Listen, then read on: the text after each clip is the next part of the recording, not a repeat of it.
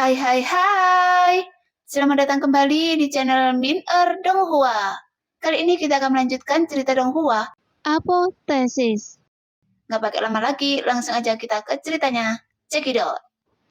Pada saat ini, banyak orang juga bergumam secara diam-diam. Bagaimanapun, Loseng berasal dari Jeonmyo Tianggong. Sedangkan untuk pejuang lainnya, mereka yang termasuk dalam 5 juta pejuang teratas, dianggap sebagai eksistensi yang sangat luar biasa di dunia. Tapi Loseng telah membuat begitu banyak rekor mengejutkan sebelumnya. Sejauh ini, pedang yang ditinggalkan Loseng di Aula Senjata Dewa masih berada di urutan teratas daftar. Hampir membutakan semua orang yang memasuki Aula Senjata Dewa. Tapi, orang seperti itu masih berada di peringkat 3,9 juta, yang membuat mereka sedikit kecewa. Jadi dengan peringkat ini lebih baik daripada tidak melihatnya. Namun, ada banyak ruang mimpi di dunia, dan hampir setiap tempat suci memilikinya. Loseng sangat terkenal karena insiden membunuh Tianshun dan bercerita dengan token mengaum dari waktu ke waktu. Ketika Loseng masuk ke 5 juta teratas, banyak orang yang tidak terkait menemukan keberadaannya. Seharusnya anak ini tidak lebih dari itu, namun medan perang impian telah terbuka begitu lama. Tapi dia hanya berada di peringkat di antara lebih dari 3 juta orang. Saya sudah mengatakannya sebelumnya, Loseng ini cukup beruntung mendapatkan rumah abadi yang aneh itu. Dan kekuatannya sendiri tidak layak untuk disebutkan. Bagaimana dia bisa bersaing dengan para jenius 100.000 di dunia? Jika dia lebih rendah dari orang lain, jangan pergi ke medan perang impian dan mempermalukan diri sendiri. Saya mendengar bahwa Loseng sekarang terjebak di rumah abadi, membunuh 4 penguasa surgawi, setara dengan hukuman mati. Mungkin dia juga ingin mencari terobosan. Pada saat ini, ada banyak makhluk di dunia, meskipun jumlah orang yang menemukan Loseng di antara 5 juta nama tidak banyak. Segera hal-hal tentang peringkat Loseng menyebar dengan cepat di dunia.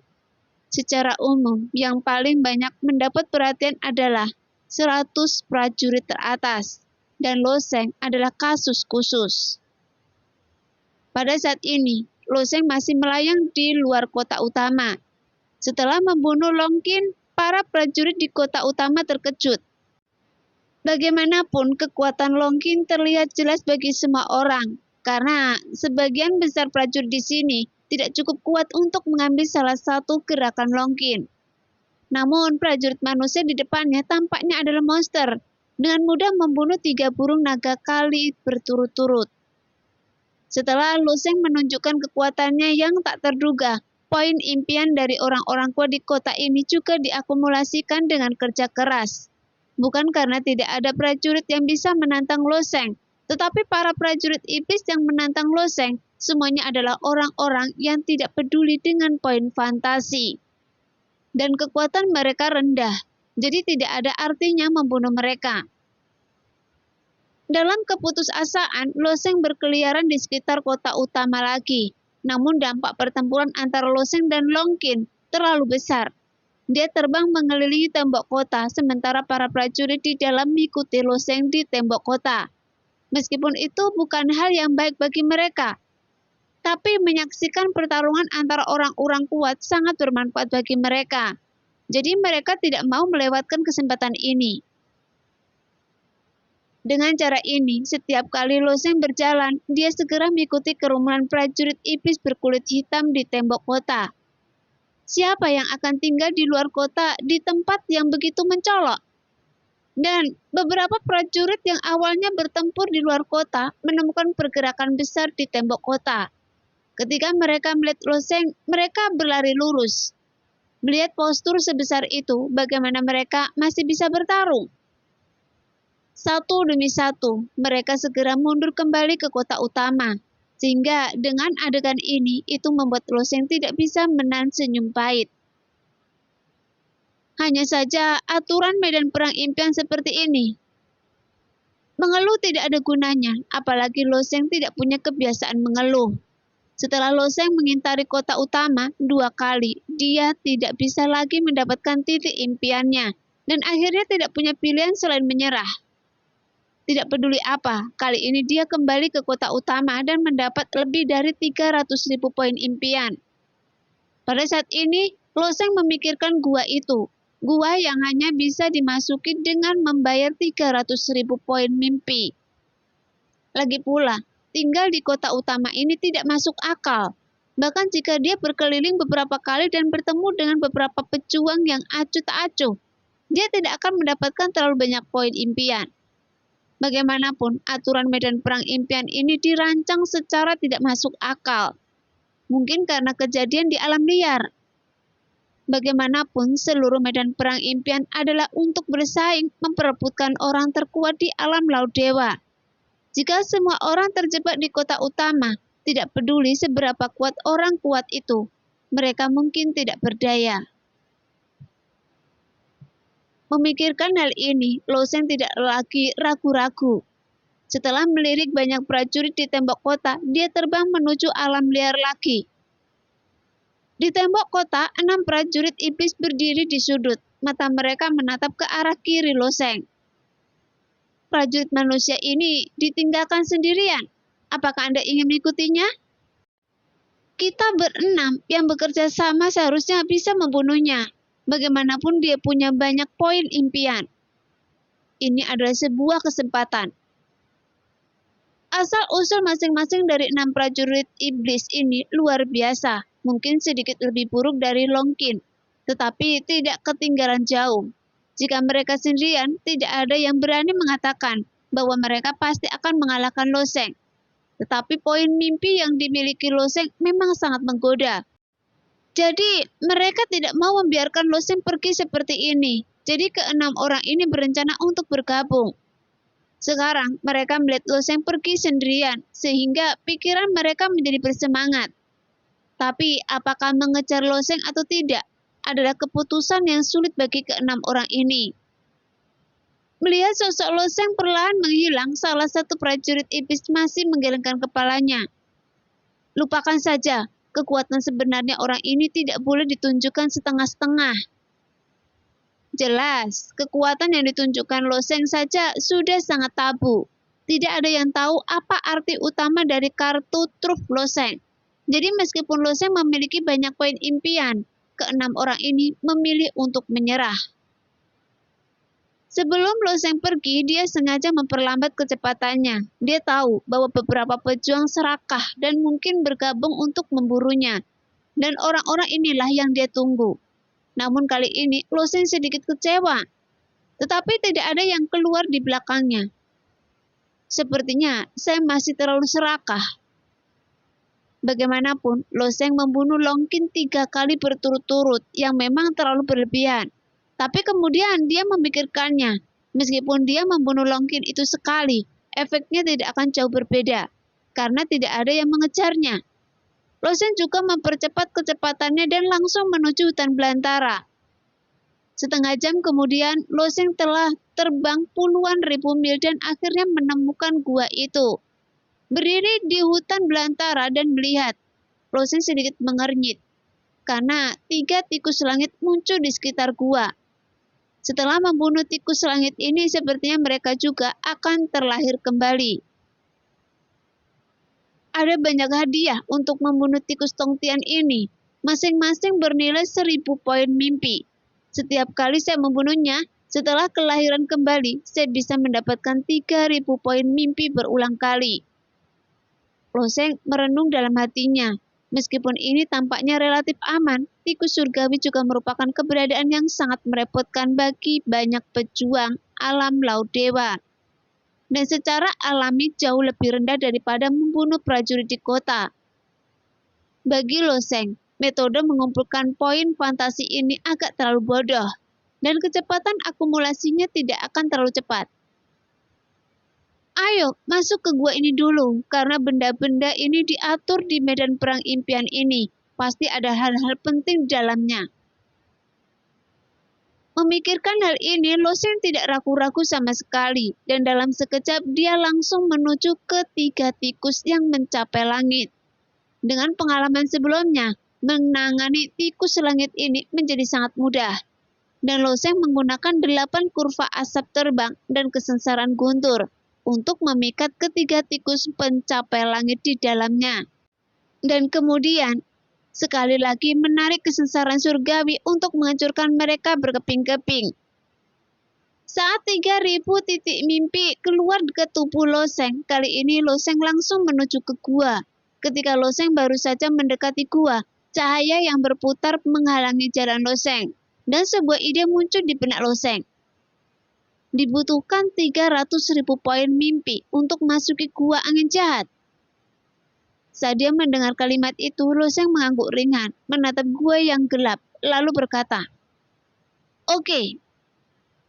Segera daya tarik aneh muncul di dalam gua, dan titik cahaya kuning di tubuh Loseng ditarik keluar oleh daya tarik ini, dan kemudian menghilang ke dalam cahaya yang berputar-putar. Dalam sekejap, Loseng kehilangan 300.000 poin mimpi. Poin mimpi yang telah dia dapatkan dengan bekerja keras langsung dikurangi, sehingga Loseng merasa sedikit tertekan. Ketika poin fantasi di tubuh Loseng dikurangi, peringkatnya mulai turun drastis. Meskipun wajar jika nama-nama dalam piramida naik dan turun, peringkat 1 triliunan prajurit mungkin berbeda puluhan ribu tempat. Jika mereka memiliki 1 titik mimpi lebih banyak atau 1 titik mimpi lebih sedikit. Jika dia adalah seorang pejuang biasa, penurunan peringkatnya yang tiba-tiba mungkin tidak akan menarik perhatian orang. Tetapi para pejuang di peringkat teratas naik dan turun, dan semua orang juga menyimpulkan kemenangan atau kekalahan di antara para pejuang berdasarkan peringkat ini. Misalnya, Xuan Yuan Cheng Feng yang awalnya menduduki peringkat pertama, tiba-tiba turun dari puncak piramida menjadi lebih dari 40.000.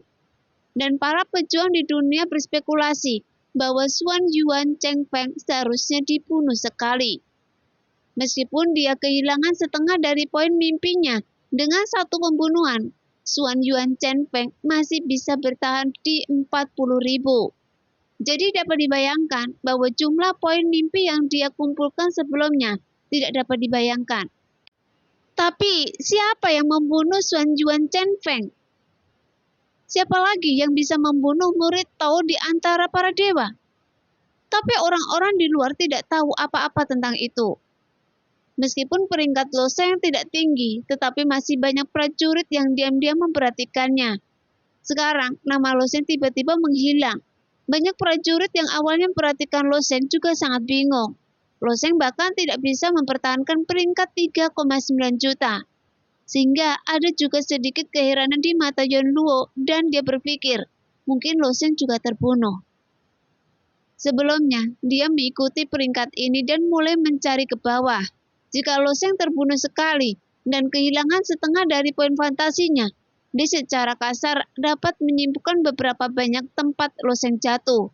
Tapi saat dia memasukkan indranya ke dalam piramida dan mencari sampai ke bawah daftar sampai dia menemukan 12 juta nama. Tapi dia masih tidak bisa menemukan nama Loseng. Sehingga Yon Luo menjadi semakin bingung. Bahkan jika dia terbunuh sekali, mustahil untuk menghilangkan lebih dari 10 juta orang dalam waktu singkat. Mungkinkah Loseng terbunuh 2 kali dalam waktu singkat? Setelah membunuh sekali, perlu waktu untuk bangkit kembali. Kemungkinan Loseng terbunuh 2 kali tidaklah tinggi. Jadi bagaimana Yon Luo tidak bingung? Namun, Yon Luo tidak terlalu cemas. Loseng selalu seperti ini. Dalam warisan api, peringkat Loseng juga sangat rendah. Dia tidak bisa memahaminya. Di medan perang mimpi, sekarang Loseng hanya memiliki lebih dari 10.000 poin fantasi tersisa. Menghasilkan 10.000 poin fantasi di medan perang impian ini tidaklah sulit. Jadi Loseng juga secara khusus memeriksa peringkatnya. Di dunia ini, dia turun langsung ke level dari 40 juta. Dan di seluruh medan perang impian, peringkatnya berada di luar 2 miliar. Sial! Loseng menggelengkan kepalanya, bagaimanapun 300.000 poin fantasi telah diambil. Jadi dia berharap dengan menjelajah gua ini akan membuahkan hasil. Ketika cahaya yang berputar itu menyerap titik cahaya poin mimpi, Mereka secara bertahap berubah menjadi serangga bersayap 6. Serangga ini sepenuhnya terkondensasi dengan cahaya kuning dan melayang dengan tenang di sebelah loseng. Ketika serangga ringan bersayap 6 muncul, perlawanan yang diberikan pada loseng juga menghilang dengan tenang. Setelah kehilangan perlawanan, loseng berjalan maju dan masuk ke dalam gua. Gua di depan saya tidak besar, lebarnya hanya kurang dari 1 kaki. Jalan ke depan berupa jalan menurun yang panjang dan sempit. Di sepanjang jalan ini ada cahaya putih yang berputar setiap 10 kaki jauhnya. Ketika loseng melihat cahaya yang berputar-putar pertama, hati loseng tiba-tiba tenggelam. Bukankah dibutuhkan 300.000 poin fantasi untuk membersihkan cahaya yang berputar-putar? Jika itu masalahnya, saya khawatir saya tidak akan dapat mengumpulkan begitu banyak poin fantasi. Bahkan jika saya membunuhnya, namun apa yang dikhawatirkan loseng tidak terjadi. Setiap kali dia mendekati cahaya yang berputar itu, dia menghadapi perlawanan serangga kecil. Tetapi serangga kecil bersayap 6 yang menemani loseng terbang langsung menuju cahaya putih yang berputar. Cahaya putih yang berputar langsung diserap dan hantamannya menghilang lagi. Ternyata saya membutuhkan serangga kecil ini untuk masuk jauh ke dalam gua. Loseng berkata dengan ringan. Setelah menyadari kemampuan serangga kecil bersayap 6, cahaya yang berputar-putar diserap oleh serangga kecil bersayap 6, dan loseng juga bergerak maju di sepanjang jalan di dalam gua. Segera setelah itu, loseng sampai ke bagian paling dalam gua, dan tepat di kedalaman gua ini terdapat sebuah kuil kuno. Meskipun letaknya jauh di bawah tanah dan kuil kuno terlihat sangat bobrok, tapi ada kekuatan samar yang dilepaskan darinya. Mengapa ada kuil kuno di bawah tanah? Wajah loseng menunjukkan kebingungan. Menurut spekulasi loseng, medan perang impian ini seharusnya adalah dunia keberadaan dan milik dunia tertutup. Di waktu normal, medan perang mimpi yang dibentuk oleh 50 alam besar dan tidak diperbolehkan memasukinya. Hanya setelah medan perang mimpi dibuka, para pejuang dari luar dapat masukinya melalui titik cahaya yang diproyeksikan oleh jalan surga, dan itu hanya terbatas pada alam laut dewa. Apakah ada makhluk hidup yang hidup di medan perang mimpi ini sebelumnya? Melihat 3 tikus yang mencapai langit di luar gua, ditambah bola cahaya yang berputar-putar di dalam gua, dan serangga kecil bersayap 6 di samping mereka, gua seperti itu jelas-jelas buatan manusia. Tapi siapa yang melakukannya? Lagi pula, loseng belum lama naik ke alam atas, jadi pengetahuannya tidak luas. Sebelumnya, dia sudah mengetahui bahwa di antara 3 kekuatan utama umat manusia, hanya tanah suci 10.000 Buddha yang makmur. Dikatakan bahwa tanah suci kelas 10 di suaka 10.000 Buddha tidak dinamai berdasarkan tanah suci, tetapi secara langsung dinamai berdasarkan tanah yang diberkati atau kuil. Jadi, apakah kuil kuno di depan loseng ini ada hubungannya dengan tanah suci 10.000 Buddha? Setelah berpikir sejenak, tanpa ragu-ragu, loseng memasuki kuil kuno. Ketika loseng baru saja masuk ke kuil kuno ini, dia melihat patung Buddha. Dan itu adalah Buddha Maitreya yang tersenyum. Tapi yang aneh adalah patung Buddha itu sebenarnya sedang menunggangi kuda yang tinggi. Buddha Maitreya ini memiliki wajah bulat, serta sepasang mata yang seolah-olah menatap loseng dari sudut manapun. Untuk beberapa alasan, meskipun dia tahu bahwa Buddha Maitreya sudah mati. Loseng samar-samar merasa seperti sedang dimata-matai, sehingga perasaan loseng menjadi sangat buruk. Lagi pula suasana di sini terlalu aneh. Jika itu adalah tempat yang berbeda, loseng mungkin memilih untuk meninggalkan kuil kuno ini. Jika dia tidak tahu harta karun apa yang ada di sana tempat yang berbahaya. Tapi sekarang, loseng berada di medan perang mimpi. Setelah kematian, dia hanya bisa dibangkitkan paling banyak di kota utama. Belum lagi dia baru saja membayar biaya 300.000 poin mimpi. Jadi dia tidak akan berhenti dengan mudah. Dan dia penasaran hadiah macam apa yang dapat diberikan oleh 300.000 poin mimpi kepada diri sendiri. Jadi Loseng melangkah maju melewati patung Buddha Maitreya, meninggalkan ruang depan kuil kuno dan memasuki halaman dalam kuil kuno yang sebenarnya. Namun setelah Loseng memasuki halaman dalam, ekspresi senyum Buddha Maitreya mulai berubah. Matanya terbalik dan mulutnya yang tersenyum juga terbalik. Setelah membalikkan badan, Buddha Maitreya memasang ekspresi galak di wajahnya saat ini. Loseng yang telah masuki halaman dalam tentu saja tidak dapat melihat pemandangan ini. Saat Loseng baru saja melangkah ke halaman dalam dan sebelum dia sempat mengamati lingkungan halaman dalam, dua pintu di belakangnya tiba-tiba tertutup. Mendengar itu, Loseng berbalik dan melihat ke pintu kayu yang rusak, tetapi tidak memilih untuk mendobraknya. Jika kuil kuno ini benar-benar dapat menjebaknya, tidak peduli seberapa rusak pintu kayunya, dia tidak akan dapat mendobraknya. Jika Loseng dapat dengan mudah memecahkannya dan melarikan diri, maka masalah yang akan dihadapi tidak layak untuk disebutkan. Sekarang, di sekeliling ruang kosong di halaman dalam, terdapat 4 patung Buddha. Keempat patung Buddha ini memegang tongkat panjang dan mengenakan jubah. Namun keempat tongkat panjang tersebut mengarah ke tengah halaman dalam, tempat Loseng berada. Ini Arhat. Loseng menatap patung itu dan berkata. Saat Loseng sedang melihat 4 patung Buddha, suara berderak terdengar dari telinganya. Dan hampir dalam sekejap mata, Loseng telah menemukan sumber suara berderak itu.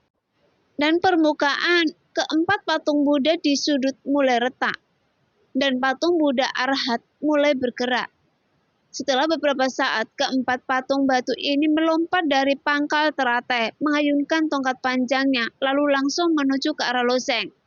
Meski bertubuh batu, gerakan berlari mereka sangat fleksibel, seolah-olah mereka adalah manusia sungguhan.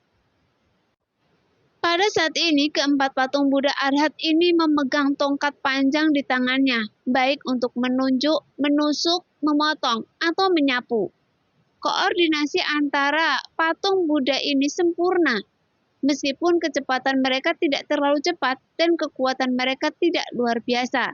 Tetapi Loseng meliriknya dan hampir tidak dapat menemukan kekurangan apapun. Karena bayangan tongkat hampir menghalangi semua jalan keluar Loseng. Teknik tongkat yang luar biasa. Namun tidak ada kekurangannya. Bukan berarti Loseng tidak bisa mematahkan teknik tongkat keempat patung Buddha Arhat tersebut. Tapi dia mengambil langkah acak dan sosoknya menghilang secara aneh dari tempatnya. Muncul di belakang salah satu patung Buddha Arhat. Bahkan jika Loseng menembus ruang, ada 3 bayangan tongkat yang mengikutinya. Menghadapi ketiga bayangan tongkat ini, Loseng tampak tenang. Dan tangan kanannya tercetak di patung Buddha Arhat di depannya seperti kilat. Tuar! Bersamaan dengan suara ledakan, patung Arhat Buddha pun hancur berkeping-keping. Pada saat patung Buddha Arhat hancur, tubuh Loseng seperti ikan yang melompat keluar dari air. Dia menghindari 3 bayangan tongkat dengan langkah pedang, lalu menembus ruang itu lagi dan muncul kembali di belakang patung Buddha Arhat lainnya. Kemudian dengan cetak telapak tangan Loseng, dia mengikuti pola yang sama. Meskipun teknik tongkat keempat patung Buddha ini sangat indah dan koordinasinya sempurna, tapi bagaimanapun juga hanya ada 4 patung batu Buddha. Dengan kekuatan tubuh Loseng, membiarkan bayangan tongkat menyapu dirinya mungkin tidak menyebabkan banyak kerusakan. Jadi dalam waktu singkat, keempat patung Buddha itu hancur di bawah tangan Loseng. Ketika Loseng menghancurkan patung Buddha ini, matanya tertuju pada gerbang halaman dalam. Pada saat penghancuran, gerbang halaman dalam terbuka tanpa angin. Di antara halaman dalam ini, apakah ada halaman lainnya? Ada ekspresi keraguan di wajah Loseng. Dia juga telah mengamati sebelum memasuki kuil kuno. Kuil kuno itu tidak besar, tetapi halaman dalam dikelilingi oleh halaman yang jelas lebih besar dari perkiraan Loseng. Tapi keraguan tetaplah keraguan. Loseng tidak ragu-ragu dan melangkah ke halaman dalam lagi. Setelah memasuki halaman dalam kedua, Loseng melirik sedikit dan melihat 4 patung Buddha lagi. Masih ada 4 patung Arhat Buddha. Keempat Arhat ini sedikit berbeda dari 4 patung Buddha Arhat sebelumnya. Keempat Buddha di pelataran pertama merupakan penjaga gerbang, bermata serius dan tatapan waspada, seolah gagah berani melawan roh jahat. Patung Buddha Arhat di halaman kedua tampak seperti Yu Yu King. Mereka mengangkat tangan untuk merayakan dan tampak gembira. Segera Loseng menandainya dan bahkan terpengaruh oleh momentum keempat patung Buddha ini. Lagi pula ada banyak jenis Arhat. Meskipun Loseng belum pernah ke tempat suci 10.000 Buddha, dia mengetahui dari kitab Buddha bahwa Arhat ini dibagi menjadi 18 Arhat. Seperti Arhat yang bahagia di depan Loseng. Jika demikian, bukankah akan ada 18 halaman dalam? Memikirkan hal ini, retakan di permukaan 4 Arhat kegembiraan terbuka. Keempat Arhat kegembiraan melompat dari dasar teratai, dengan lengan panjang berkibar dan senyuman memegang bunga di wajah mereka, dan langsung menuju ke Loseng. Sekarang keempat Arhat yang gembira menggunakan metode serangan dengan jarinya, kemudian cahaya menunjuknya yang tajam, seolah-olah dapat menembus segala sesuatu, dan itu menunjuk langsung ke titik vital Loseng. Berpikir bahwa mungkin ada 16 halaman dalam di bawah. Loseng tidak ragu-ragu lagi. Dia tidak ingin membuang terlalu banyak waktu di sini. Jadi dia hanya mengandalkan tubuhnya yang kuat untuk melawan. Tetapi bahkan jika dia melawan dengan keras, Loseng akan mengubah langkahnya dan menghindari titik akupuntur sebelum cahaya jari itu mencapai tubuhnya. Hancurkan untuk saya. Setelah 4 Arhat yang bahagia mendekat, telapak tangan Loseng sejajar. Bersamaan dengan desiran angin 8 tangan, terdengar suara pecah puing. Dan keempat patung Buddha Arhat yang bahagia pun hancur seketika. Setelah menghancurkan keempat Arhat bahagia menjadi beberapa bagian, Loseng terus bergerak maju. Ketika dia tiba di pintu halaman dalam kedua, pintunya baru saja terbuka.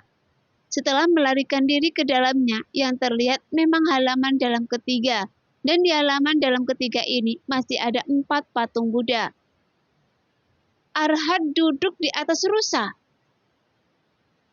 Di atas dasar teratai terdapat 4 ekor rusa batu yang tampak hidup berlutut di atasnya. Dan di atas rusa batu tersebut terdapat 4 patung Buddha Arhat yang tenang dan mengagumi diri sendiri. Segera keempat Arhat yang duduk di rusa yang menunggangi rusa batu ini juga datang langsung ke Loseng. Dan segera dihancurkan oleh Loseng. Di halaman dalam keempat ada Arhat yang memegang mangkok. Halaman dalam kelima Kotota Arhat. Di halaman dalam keenam Arhat duduk bermeditasi. Masing-masing Arhat ini memiliki skill dan cara menyerang yang berbeda-beda. Misalnya, Arhat yang duduk tidak dapat menyerang sama sekali. Tapi mereka duduk diam dan tidak pernah menyerang Loseng.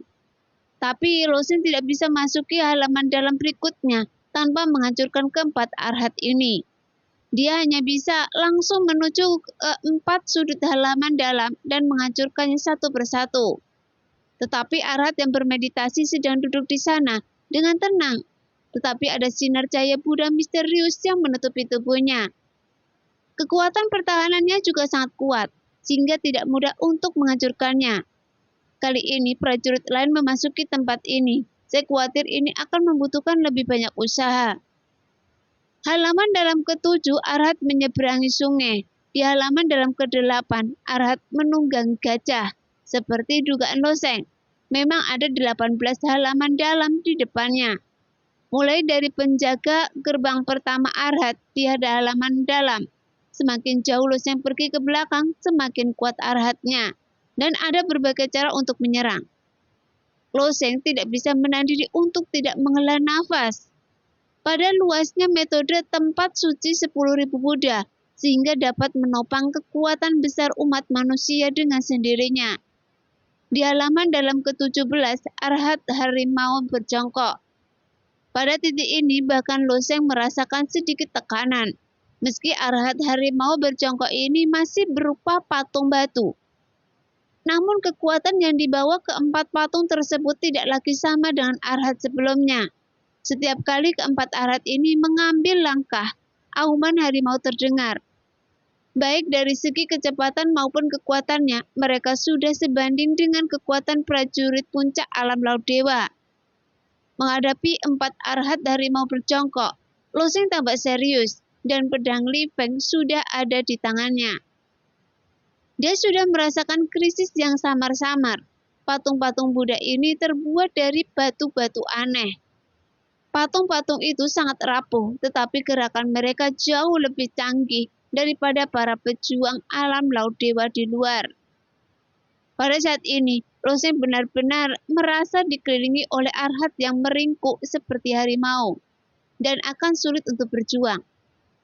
Meskipun Loseng melewati 16 pelataran dalam dengan lancar, keberhasilan di depan tidak berarti bahwa dia akan berhasil pada akhirnya. Ada banyak contoh kegagalan pada langkah terakhir. Loseng tidak akan pernah berada pada saat kritis. Hanya karena kesuksesan sebelumnya, jadi dia tahu kapan harus mengendurkan kewaspadaannya. Segera, lusinan bayangan hantu keluar dari pedang hantu angin guntur. Namun keterampilan telapak tangan dari keempat Arhat macan berjongkok sangat tajam dan canggih. Dan kecepatan mereka juga sangat cepat. Meskipun terdapat banyak bayangan dewa hantu, mereka dikalahkan oleh jejak telapak tangan misterius. Bahkan sebelum mereka mendekati keempat patung Arhat. Datang lagi! Mata Loseng bersinar terang, kemudian pedang Li Feng didorong secara ekstrim oleh Loseng. Selain bayangan dewa hantu, bilah anginnya seperti bunga teratai yang mekar dengan liar. Bilah angin itu adalah kelopak yang melayang tertiup angin. Tapi kelopak ini membawa kekuatan penghancur yang kuat. Selain bilah angin, ada juga sambaran petir dan kilat yang menyambar. Kekuatan guntur dan kilat ini lebih lambat dari bilah angin. Namun ia tidak lebih dulu dan meledak ke arah empat Arhat harimau berjongkok. Di halaman dalam ini semua jenis energi terus-menerus keluar, tetapi Loseng yang berada di tengah seperti pusat topan. Dengan ekspresi tenang dan bahkan lengan bajunya belum digulung sama sekali. Pada saat yang sama, keempat Arhat menggunakan keterampilan telapak tangan mereka secara ekstrim. Telapak tangan masing-masing Arhat melambai dengan keras. Ketika cetakan telapak tangan diayunkan, bayangan samar seekor harimau melompat keluar dan dalam sekejap ada 3 hingga 400 bayangan telapak tangan. Saat ini, keempat Arhat melambaikan telapak tangan mereka secara bersamaan, seolah-olah ada ribuan harimau sedang mengaum di sekitar Loseng. Sehingga bayangan harimau inilah yang mengimbangi kekuatan pedang panjang Loseng sedikit demi sedikit. Dan kedua belah pihak menemui jalan buntu. Pada saat itu, jauh di dalam kuil kuno, seorang Buddha emas yang tinggi tiba-tiba membuka matanya. Buddha emas ini memegang pedang di satu tangan dan teratai di tangan lainnya. Wajahnya tenang dan mengintimidasi. Saat dia merasakan kekuatan pedang Loseng, matanya masih acuh tak acuh. Di era ini, seorang laki kecil yang mempraktekkan jalan dewa penghancur emosi lagi. Shinto pembunuh emosi ini telah dilarang selama ratusan era. Tapi, mengapa 2 atau 3 era muncul berturut-turut? Dan sampai pada era ini? Nah, demikianlah cerita hari ini. Terima kasih yang sudah menonton video Min Earth sampai selesai. Sampai jumpa di video selanjutnya. Bye-bye.